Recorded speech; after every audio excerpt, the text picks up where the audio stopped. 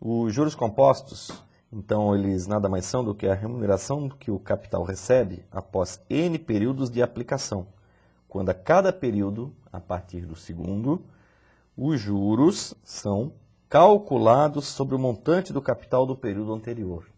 Então, agora nós vemos um conceito diferente do juros simples.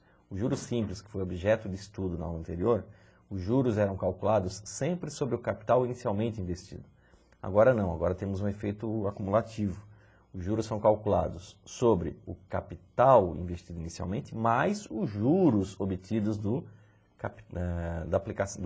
período anterior. Então é o efeito chamado juros sobre juros. Então os juros compostos têm essa denominação, são chamados de juros sobre juros.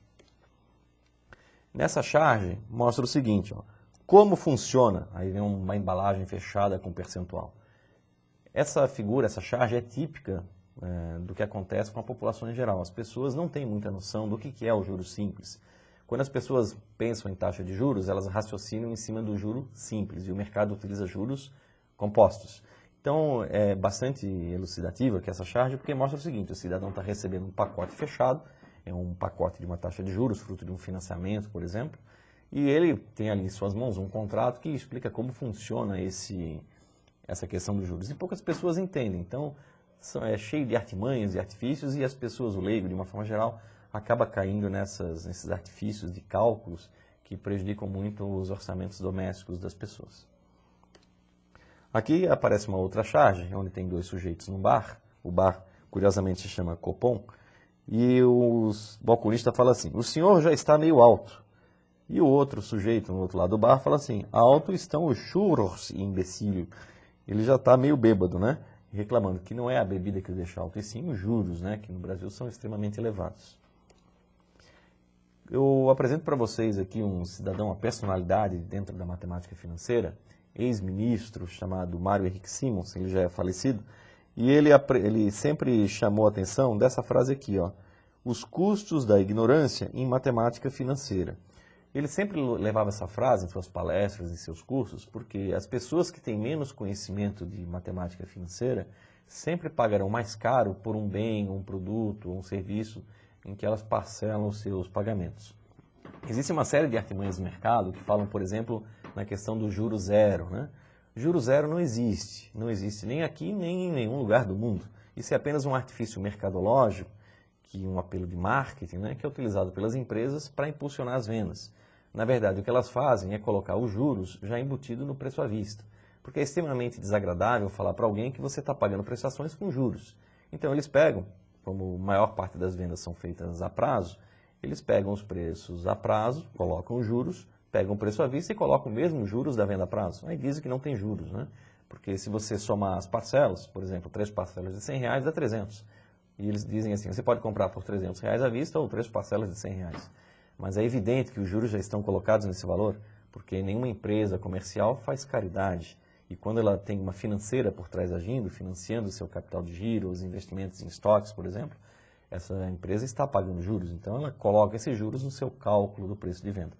Então o juros zeros é algo que não existe em nenhum lugar do mundo, nem nunca vai existir. Ninguém empresta dinheiro por caridade.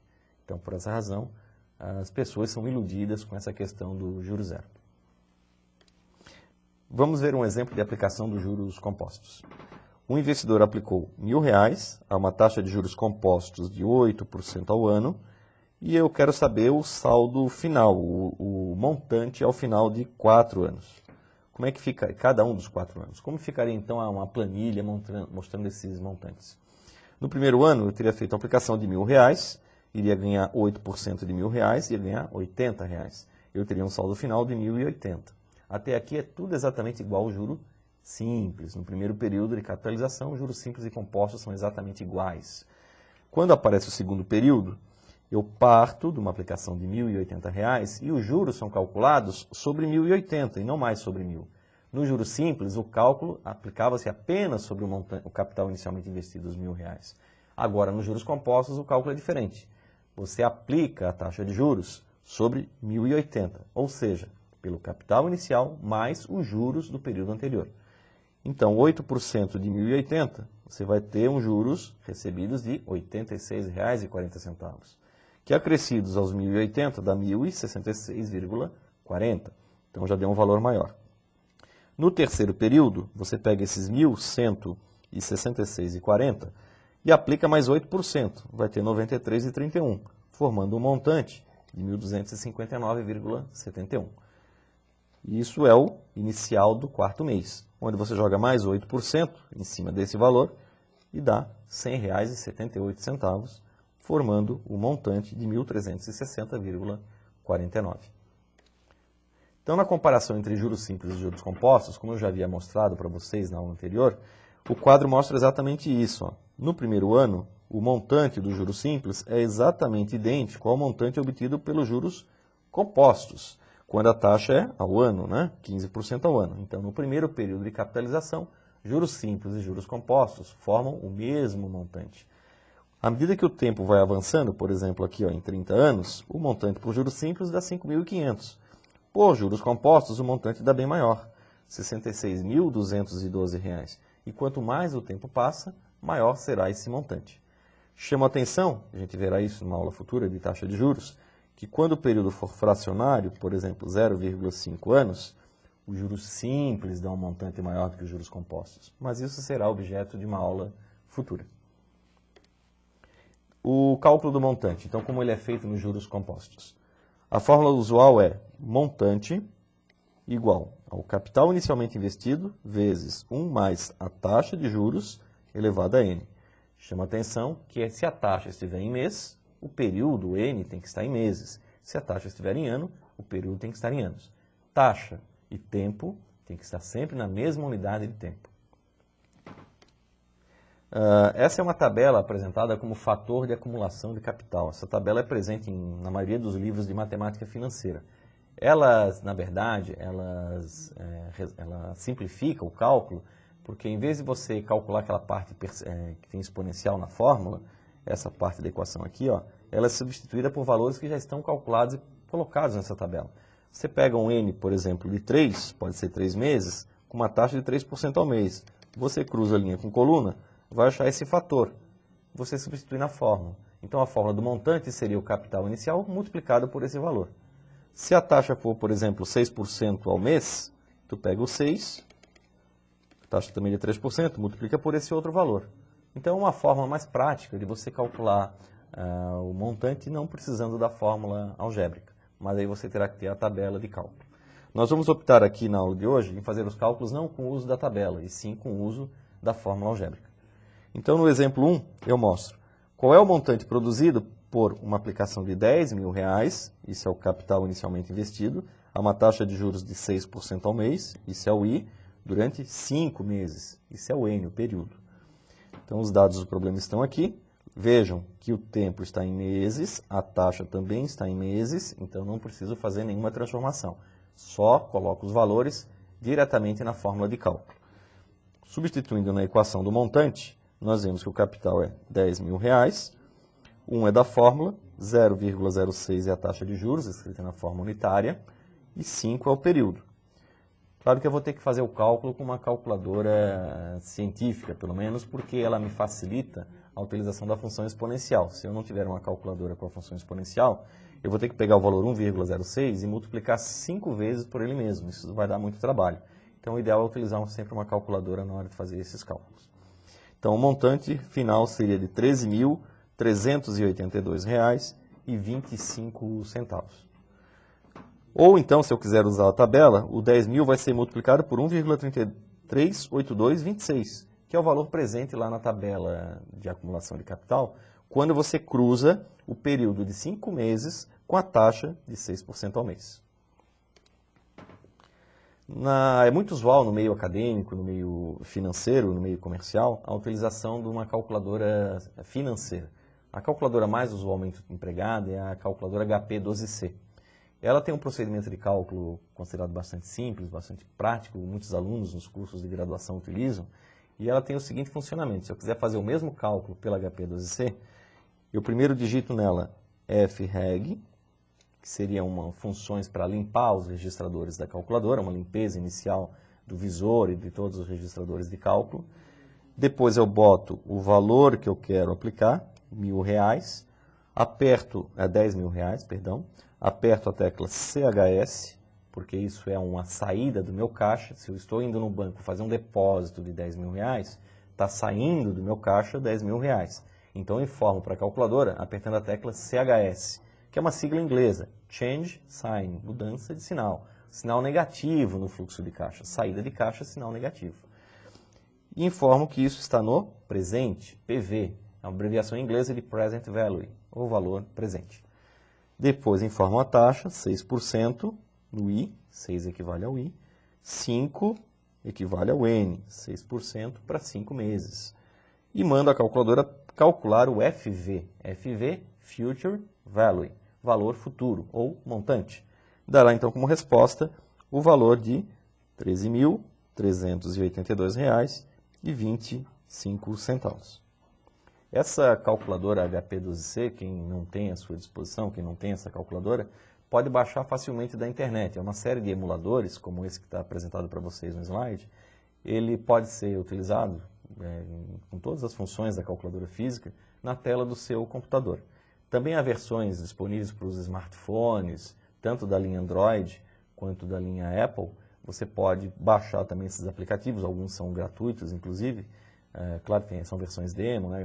Talvez nem todas as funções habilitadas, mas que são bastante úteis para a resolução dos cálculos financeiros utilizando juros compostos. Agora eu apresento uma charge para vocês, uma charge que leva em consideração a questão dos juros compostos, tanto para o cartão de crédito quanto para o cheque especial. São duas formas de endividamento muito frequentes para a população brasileira. Então as pessoas estão navegando no cartão de crédito, mas se esquecem que abaixo dele existe uma taxa de juros agindo, né? Então, quando você usar o cartão de crédito, o ideal é sempre pagar a sua parcela pelo valor máximo. Nunca deixe para parcelar suas compras no cartão de crédito, porque elas têm juros muito elevados e os juros são compostos. Da mesma forma, o cheque especial. Na charge mostra o sujeito entrando no banco, está se cortando todo já na entrada do banco, ou na saída também, né? Porque ele passa por uma porta giratória, que na verdade é uma gilete, que corta e raspa todo o indivíduo por causa do efeito dos juros compostos. Vamos ver alguns exemplos de cálculo, então. Calcular o montante da aplicação de 10 mil reais, a taxa composta de 8% ao trimestre durante um ano. Bom, aqui temos um probleminha. A taxa está o trimestre e o período em ano. Ó. Taxa em trimestre, o período em ano. Tenho que transformar alguma coisa. O que eu transformo? O prazo, transforme o período. Um ano equivale a 4 trimestres.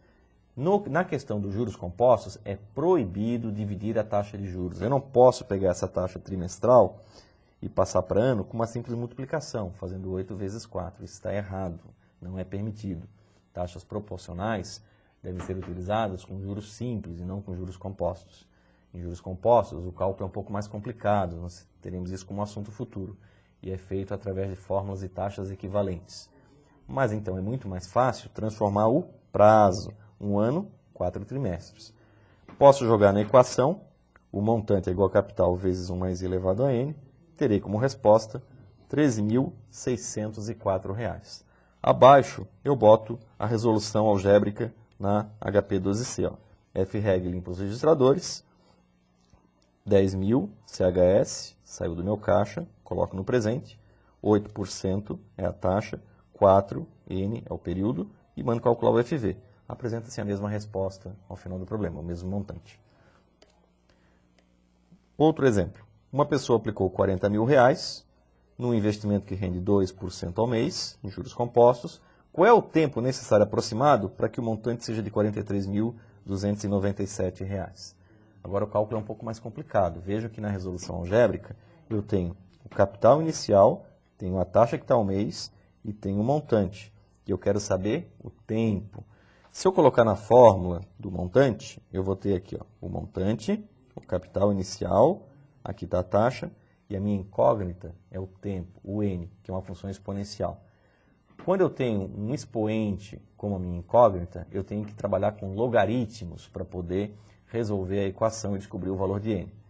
A fórmula simples é, tire o n aqui de cima e jogue ele para frente. Ele ficou na frente do ln, do 1,02.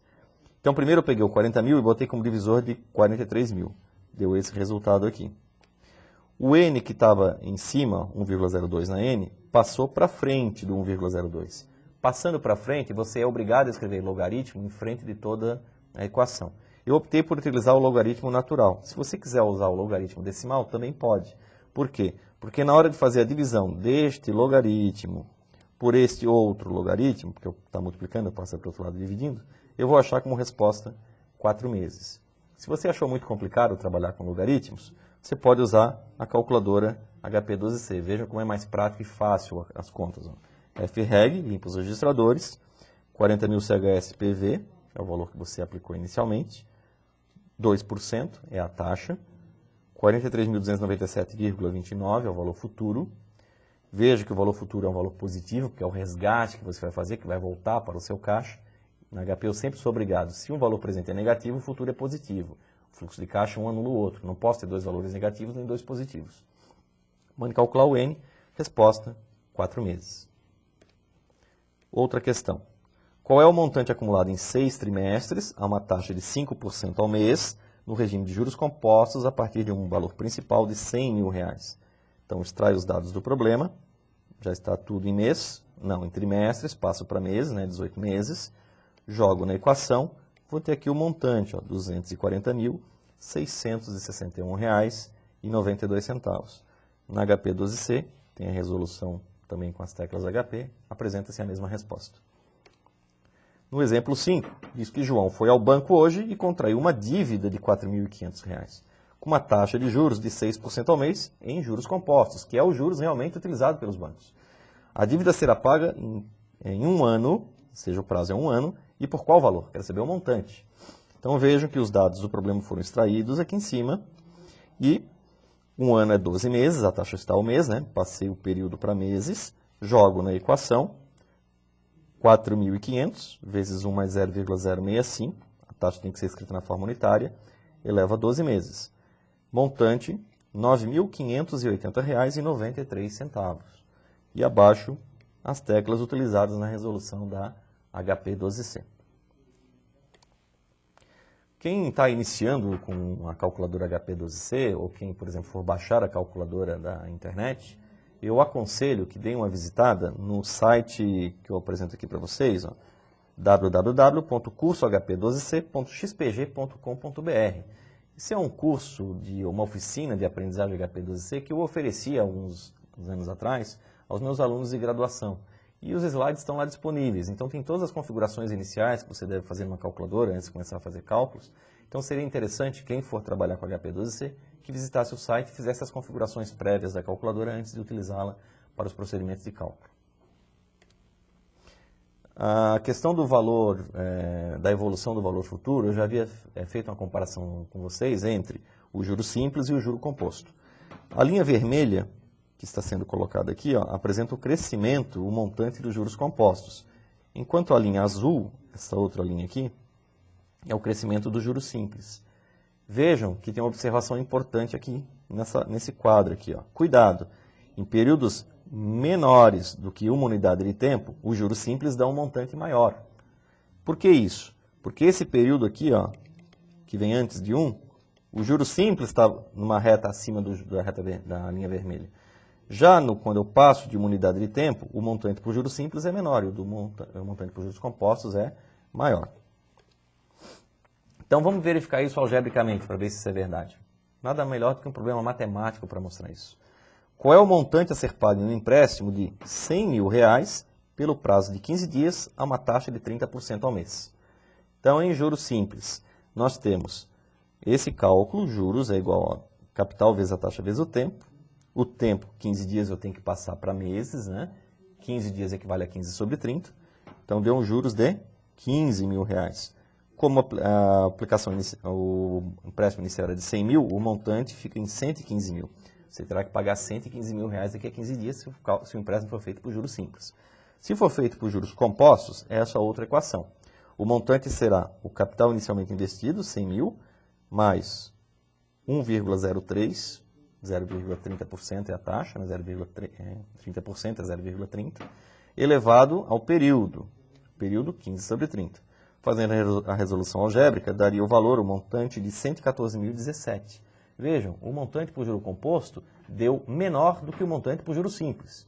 Isso é uma excepcionalidade. Isso só acontece quando o período da taxa, a unidade da taxa, a unidade de tempo da taxa, é menor do que um período de capitalização. A taxa aqui é ao mês e o período do empréstimo foi de meio mês, 0,5 meses, menos do que um mês.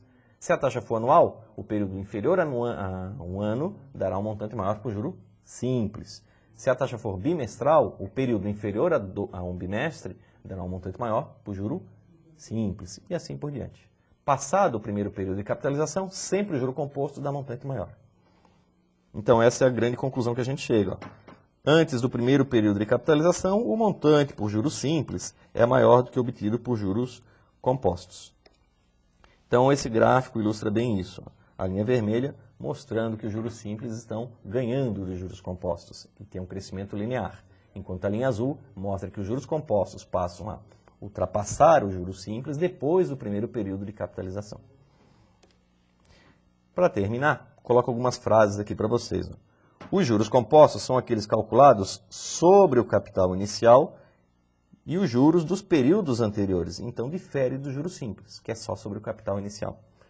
Em juros compostos, não se pode dividir uma taxa de juros. Isso é proibido. Tem que se utilizar uma forma de cálculo de taxas equivalentes que nós veremos futuramente.